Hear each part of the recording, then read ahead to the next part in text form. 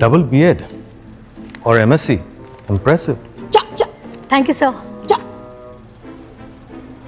पानी, शायद आपकी हिचकी बंद हो जाए। नहीं सर, ये हिचकी नहीं है सर, मुझे टूरेट सिंड्रोम है। जी कौन सा सिंड्रोम? ये एक न्यूरोलॉजिकल कंडीशन है मैम। जब हमारे ब्रेन में कई सारे तार एक साथ नहीं जुड़ते तो कभी कभी शॉक देते। तो ये रुकती कैसे है?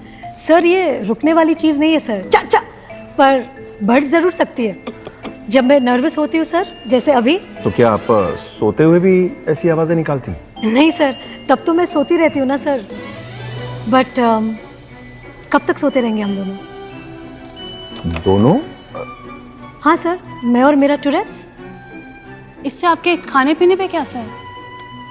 मैनेज हो जाता है मैम, कुछ मैं खा लेती हूँ